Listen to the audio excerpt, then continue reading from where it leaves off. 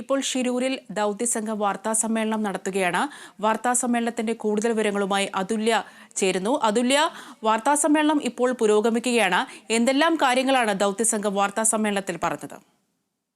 അനുപ്രിയ, ഈ ദൗത്യസംഘത്തലവനായ retired major Indrabalan അദ്ദേഹം പറഞ്ഞത് പ്രത്യേകിച്ചും രക്ഷാ ദൗത്യത്തെക്കുറിച്ചല്ല, മറിച്ച് ഈ ഐബോർഡ് സാങ്കേതികവിദ്യ ഉപയോഗിച്ച് അവർക്ക് എന്തെല്ലാം കണ്ടെത്തലുകൾ നടത്താനായി, ആ കണ്ടെത്തലുകളിൽ നിന്ന് ലഭിക്കുന്ന വിവരം അല്ലെങ്കിൽ എന്താണ് നിലവിലെ അവസ്ഥ എന്നിവയെക്കുറിച്ച് മാത്രമാണ് അദ്ദേഹം പറയാൻ തയ്യാറായത്.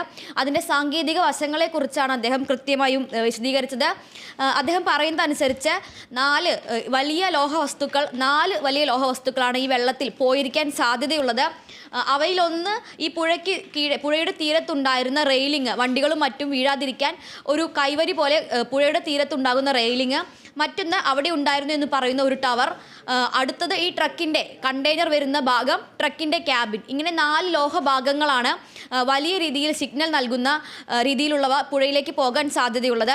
നിലവിൽ ഈ ഐബോർഡും അതുപോലെ തന്നെ മറ്റ് റഡാറുകളും ഉപയോഗിച്ചുള്ള എല്ലാ പരിശോധനകളിൽ നിന്നും അവസാനം ലഭിക്കുന്ന വിവരം അനുസരിച്ച് 3 സ്പോട്ടുകളാണ് ഐഡൻറ്റിഫൈ ചെയ്തിട്ടുള്ളത്.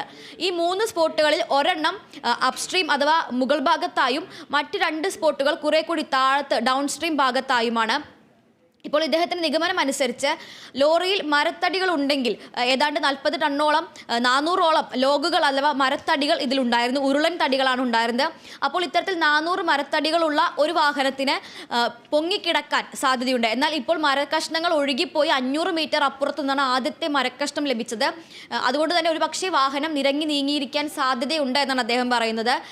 ഈ മരക്കഷ്ണങ്ങൾ പൊട്ടി വീഴണമെങ്കിൽ ട്രക്ക് ഒരു പക്ഷേ നദിയിലേക്ക് വീണ് മണ്ണിനോടൊപ്പം ഒരു മീറ്ററുകളോളം നിരങ്ങി നീങ്ങിയിരിക്കാൻ സാധ്യതയുണ്ട്. അങ്ങനെയെങ്കിൽ മരക്കഷ്ണങ്ങൾ ഒഴുകിപ്പോയിട്ടുണ്ടെങ്കിൽ ഈ ട്രക്ക് ഭാരം മൂലം വെള്ളത്തിൽ താഴ്ന്നു പോകും. അതുകൊണ്ട് തന്നെ ഈ കണ്ടുപിടിച്ച 3 സ്പോട്ടുകളിലെ ആദ്യത്തെ സ്പോട്ടായ അപ്സ്ട്രീമിലെ അല്ലെങ്കിൽ മുകൾ ഭാഗത്തെ സ്പോട്ട് എലിമിനേറ്റ് ചെയ്തു. അത് മിക്കവാറും പുഴയുടെ തീരത്തുണ്ടായിരുന്ന റെയിലിംഗ് വീണതാവാനാണ് സാധ്യത. അത് പരന്ന പാളികൾ കൊണ്ടുള്ള മെറ്റൽ കൊണ്ട് നിർമ്മിച്ചതാണ്. അതുകൊണ്ട് തന്നെ മുകൾ ഭാഗത്തുള്ളത് ആ റെയിലിംഗ് ആയിരിക്കും. ഇനി ബാക്കിയുള്ള 2 സ്പോട്ടുകൾ 5 മുതൽ 10 മീറ്റർ വരെ ആഴത്തിലേക്ക് പോകുന്ന ഈ 2 സ്പോട്ടുകളാണ് ഇനി ഈ ട്രക്കിൻ്റെതാകാൻ സാധ്യതയുള്ളതായി അദ്ദേഹം പറയുന്നത്. ഈ ട്രക്കിൻ്റെ നീളം ഒരു 4 മീറ്റർ കണക്കാക്കിയാൽ പോലും മുകളിൽ നിന്നുള്ള ഉപരിതലത്തിൽ നിന്നുള്ള 5 മീറ്ററും ട്രക്കിൻ്റെ നീളമായ 4 മീറ്ററും കൂടി ഒരു 9 മീറ്റർ നമുക്ക് ഏകദേശം കണക്കാക്കാം. നിലവിൽ അതിനോട് അടുത്ത് നിൽക്കുന്ന നീളമുള്ള ഒരു വസ്തുവിൻ്റെ സാന്നിധ്യമാണ് ലഭിച്ചിരിക്കുന്നത്. മാത്രമല്ല ഏറ്റവും കൂടുതൽ സിഗ്നൽ ലഭിക്കുന്നത് മുകൾ ഭാഗത്ത് 5 മീറ്ററിനോട് അടുത്താണ്. താഴേക്ക് പോകുന്തോറും 10 മീറ്ററിലേക്ക് പോകുന്തോറും ഈ സിഗ്നൽ കുറഞ്ഞു വരുന്നുണ്ട്. ഇതിന് കാരണമായി അദ്ദേഹം ചൂണ്ടിക്കാട്ടുന്നത് ട്രക്ക് തല കുത്തനെ അല്ലെങ്കിൽ തല കീഴായി മറിഞ്ഞിരിക്കാനാണ് സാധ്യത. അങ്ങനെ വരുമ്പോൾ വിസ്തീർണം കൂടുതലുള്ള, സർഫസ് ഏരിയ കൂടുതലുള്ള ട്രക്കിൻ്റെ കണ്ടെയ്നറായ ഭാഗം പിൻഭാഗം മുകളിൽ വരും. അതുകൊണ്ടാണ് അവിടെ ലോഹസാന്നിധ്യം കൂടുതലുള്ള അല്ലെങ്കിൽ അവിടെ കൂടുതൽ സ്ട്രോങ് ആയിട്ടുള്ള ശക്തിയുള്ള സിഗ്നൽ ലഭിക്കുന്നത്. ക്യാബിൻ താഴെ ഭാഗത്തായിരിക്കും. അതുകൊണ്ടാണ് അവിടെ ശക്തി കുറഞ്ഞ സിഗ്നൽ ലഭിക്കുന്നത് എന്നാണ്. അതുപോലെ തന്നെ ഒരു സ്പോട്ട് കൂടി ട്രക്കിൻ്റെ ക്യാബിൻ വേർപെട്ട് പോയിട്ടുണ്ട് എന്ന നിഗമനത്തിൽ നിൽക്കുകയാണെങ്കിൽ ഇനി അവർക്ക് ഒരു സ്പോട്ട് കൂടി കണ്ടുപിടിക്കേണ്ടതുണ്ട്. എന്നാൽ ഈ മെഴ്സിഡസ് ബെൻസിൻ്റെ ഈ ക്യാബിൻ നിർമ്മിച്ചിരിക്കുന്ന മെഴ്സിഡസ് ബെൻസിൻ്റെ നിർമ്മാതാക്കളുമായി ബന്ധപ്പെട്ടപ്പോൾ അവർ പറഞ്ഞത് യാതൊരു കാരണവശാലും ക്യാബിനും ട്രക്കും വിട്ടുപോകാൻ സാധ്യതയില്ല. ഒരു പക്ഷേ എന്തെങ്കിലും വന്നിടിച്ച് ഒരു കഷ്ണം മുറിഞ്ഞു പോവുകയോ നെടുകെ പിളരുകയോ ചെയ്തേക്കാം. പക്ഷേ ട്രക്ക് വേറെയും ക്യാബിൻ വേറെയുമായി പൊട്ടിപ്പോവുകയില്ല. കാരണം മോണോലിത്തിക് ഡിസൈൻ എന്ന പേരിൽ അറിയപ്പെടുന്നത്, അതായത് മറ്റ് സാധാരണ നമ്മൾ കണ്ടുവരുന്ന ട്രക്കുകളിൽ ക്യാബിനും പിന്നിലുള്ള ട്രക്കും നട്ടും ബോൾട്ടും ഉപയോഗിച്ച് ഘടിപ്പിച്ചതായിരിക്കും. അതിന് യഥേഷ്ടം പൊങ്ങാനും താഴാനും അതുപോലെ തന്നെ മുറിച്ച് വിട്ടുപോകാനും കഴിയുന്നതിൽ നട്ടും ബോൾട്ടും ഇട്ട് ഉറപ്പിച്ചതായിരിക്കും. എന്നാൽ ഇതിൻ്റെ ഡിസൈൻ അത്തരത്തിലുള്ളതല്ല, മറിച്ച് ഒരൊറ്റ ബോഡി എന്ന രീതിയിൽ മോണോലിത്തിക് ഡിസൈനിലുള്ളതാണ്. അതുകൊണ്ട് നെടുകെ പിളർന്നാൽ പോലും ക്യാബിൻ വേറെയായി മാറാനുള്ള സാധ്യതയില്ല എന്നാണ് വാഹന നിർമ്മാതാക്കൾ ഉറപ്പിച്ചു പറയുന്നത്.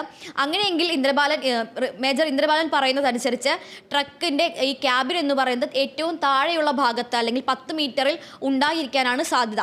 അതുപോലെ തന്നെ ഡ്രൈവർമാരെ ഇറക്കുന്ന കാര്യത്തിൽ യാതൊരു കാരണവശാലും ഈ ഒരു അവസരത്തിൽ അല്ലെങ്കിൽ ഈ ഒരു സാഹചര്യത്തിൽ ഡ്രൈവർമാരെ ഇറക്കാൻ കഴിയില്ല എന്ന് തന്നെയാണ് അദ്ദേഹം ഉറപ്പിച്ചു പറയുന്നത്. കാരണം ഈ ഡ്രൈവർമാർക്ക്, ഈ ഡീപ് സീ ഡൈവർമാർ എന്ന് പറയുമ്പോൾ 30 മീറ്ററിലധികം താഴേക്ക് കടലിൽ പോയാൽ ഒരു മനുഷ്യന് അതിജീവിക്കാൻ കഴിയാത്ത സാഹചര്യമായിരിക്കും ഉണ്ടാവുക. എന്നാൽ അത്തരം സാഹചര്യങ്ങളിൽ സർവൈവ് ചെയ്യാൻ പരിശീലനം നേടിയിട്ടുള്ളവരാണ് ഡീപ് സീ ഡൈവർമാർ. അവർക്ക് പോലും അവർ മുങ്ങുന്നതിന് അല്ലെങ്കിൽ ആഴത്തിലേക്ക് പോകുന്നതിൻ്റെ ദൂരം എന്ന് പറയുന്നത് അല്ലെങ്കിൽ വേഗത എന്ന് പറയുന്നത് 2 അല്ലെങ്കിൽ 3 നോട്ടിക്കൽ മൈൽ പെർ അവറാണ്. എന്നാൽ ഇവിടെ അടിയൊഴുക്ക് എന്ന് പറയുന്നത് 5 മുതൽ 8 വരെ നോട്ടിക്കൽ മൈൽ സ്പീഡിലാണ് വെള്ളം ഒഴുകുന്നത്. 8 നോട്ടിക്കൽ മൈൽ എന്ന് പറഞ്ഞാൽ ഏതാണ്ട് 15 കിലോമീറ്ററിന് മുകളിൽ വരും അതിൻ്റെ വേഗത. അത്രയ്ക്കും വേഗത്തിൽ ഒഴുകുന്ന ഒരു നദിയിൽ ഡൈവർമാർക്ക് ഇറങ്ങുക എന്ന് പറയുന്നത് ശാരീരികമായും പ്രായോഗികമല്ല.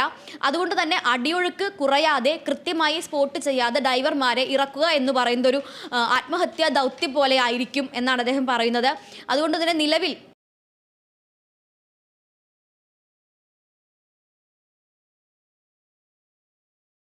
ഇനി കൂടുതൽ കാര്യങ്ങൾ വ്യക്തമാകണമെങ്കിൽ രാത്രിയിലെ സ്കാനിങ് കൂടി കഴിയേണ്ടതുണ്ട്. രാത്രിയിൽ മറ്റ് ഡിസ്റ്റർബൻസുകളൊന്നും ഇല്ലാത്തൊരു സമയത്ത്, ഇത് റേഡിയോ ഫ്രീക്വൻസി ഉപയോഗിച്ചാണ് ഈ റഡാർ വർക്ക് ചെയ്യുന്നത്. അതുകൊണ്ട് തന്നെ രാത്രിയിൽ താരതമ്യേന നോയ്സ് അതുപോലുള്ള മറ്റ് ബഹളങ്ങളൊന്നും ഇതിനെ പൊല്യൂട്ട് ചെയ്യാൻ ഇല്ലാത്ത സമയത്ത് നടത്തുന്ന സ്കാനിങ്ങിൽ കൂടുതൽ വ്യക്തമായ ഇമേജിംഗ്, അതായത് ഒരു പ്രൊഫൈൽ തന്നെ, വാഹനത്തിൻ്റെ പ്രൊഫൈൽ, അതിൻ്റെ രൂപം ലഭിക്കും എന്നാണ് കരുതപ്പെടുന്നത്. അങ്ങനെയെങ്കിൽ രാത്രിയോട് കൂടി ഈ വാഹനത്തിൻ്റെ രൂപം അത് ഏത് രീതിയിലാണ് കിടക്കുന്നത് മുതലായ കാര്യങ്ങൾ വ്യക്തമാകും. അനുപ്രിയ. അതുല്യ, മറ്റൊരു കാര്യം, അതായത് ഇപ്പോൾ അവിടെ മഴ പെയ്യുന്നുണ്ട്, അത്യാവശ്യം നല്ല രീതിയിൽ കാറ്റുണ്ട്. അതുകൊണ്ട് തന്നെ ഇപ്പോൾ തിരച്ചിൽ താൽക്കാലികമായി നിർത്തിവെച്ചിരിക്കുന്നു എന്നാണ് റിപ്പോർട്ടുകൾ പറയുന്നത്. മഴ കുറഞ്ഞതിന് ശേഷം തിരച്ചിൽ ഇപ്പോൾ അതുല്യ പറഞ്ഞതുപോലെ തന്നെ മഴ കുറഞ്ഞതിന് ശേഷം തിരച്ചിൽ ആരംഭിക്കാൻ സാധ്യതയുണ്ടോ? പ്രത്യേകിച്ചും ഈ ഡ്രോൺ ഉപയോഗിച്ചുള്ള തിരച്ചിൽ ആരംഭിക്കാൻ സാധ്യതയുണ്ടോ? അങ്ങനെയാണെങ്കിൽ സാധാരണഗതിയിൽ രാത്രിയോടുകൂടി എപ്പോഴും തിരച്ചിൽ നിർത്തിവെക്കുകയാണ് പതിവ്. ഈ മഴ ശമിക്കുകയാണെങ്കിൽ ഇന്ന് രാത്രിയും തിരച്ചിൽ കണ്ടിന്യൂ ചെയ്യാനുള്ള സാധ്യതയുണ്ടോ? അനുപ്രിയ, നിലവിലെ വിവരമനുസരിച്ച് ഇന്ന് രാത്രി തിരച്ചിൽ തുടരാനാണ് സാധ്യത. മാത്രമല്ല രാത്രിയിൽ നടത്താൻ വേണ്ടിയാണ് ഇപ്പോൾ പദ്ധതി ഇടുന്നത്. കാരണം നേരത്തെ സൂചിപ്പിച്ചതുപോലെ തന്നെ രാത്രിയിൽ ഇത്തരത്തിൽ ഈ റഡാറിൻ്റെ അല്ലെങ്കിൽ ഈ സിഗ്നലുകളെ ശല്യപ്പെടുത്തുന്ന അല്ലെങ്കിൽ സിഗ്നലുകൾക്ക് വ്യക്തത കുറവ് വരുത്തുന്ന മറ്റ് നോയ്സുകളും എല്ലാം കുറവായിരിക്കും. അതുകൊണ്ട് തന്നെ രാത്രിയിലെ തിരച്ചിലാണ് ഏറെ പ്രതീക്ഷ വയ്ക്കുന്നത്. മറ്റൊന്ന്, മഴ മൂലം ഈ ഡ്രോൺ പറത്തൽ നിർത്തിവെക്കുമ്പോഴും ഈ സാനി എക്സ്കവേറ്റർ ഉപയോഗിച്ചും അതുപോലെ തന്നെ ലോങ് ബൂം എക്സ്കവേറ്റർ ഉപയോഗിച്ചും മണ്ണ് നീക്കുന്ന പ്രവൃത്തി അവിടെ നിരന്തരം തുടർന്നുകൊണ്ടേയിരിക്കുകയാണ്. അതിന് യാതൊരു തടസ്സവും വരുന്നില്ല. ഡ്രോൺ പറത്തുന്നത് നിർത്തിവെക്കുമ്പോഴും മണ്ണ് നീക്കൽ പ്രക്രിയ തുടർന്നുകൊണ്ടേയിരിക്കുകയാണ്. ഏതാണ്ട് വലിയൊരു വിഭാഗം മണ്ണ് തന്നെ നീക്കിക്കഴിഞ്ഞു എന്നാണ് അധികൃതർ പറയുന്നത്. അതുകൊണ്ട് തന്നെ ഇനിയിപ്പോൾ അഥവാ മഴ മാറി ഡ്രോൺ വീണ്ടും പറത്തിയാലും രാത്രി ദൗത്യം ഇന്ന് എന്ത് വന്നാലും തുടരും എന്നാണ് അദ്ദേഹം പറഞ്ഞത്. രാത്രിയിൽ ഒരുപക്ഷെ കൂടുതൽ ക്ലിയറായ ഇമേജുകൾ ലഭിക്കാൻ സാധ്യതയുള്ളത് കൊണ്ട് തന്നെ രാത്രിയിലായിരിക്കും ഈ ദൗത്യം കുറെ കൂടി ഫലപ്രദമായി നടക്കുക എന്നും അദ്ദേഹം പറയുന്നുണ്ട്. അനുപ്രിയ.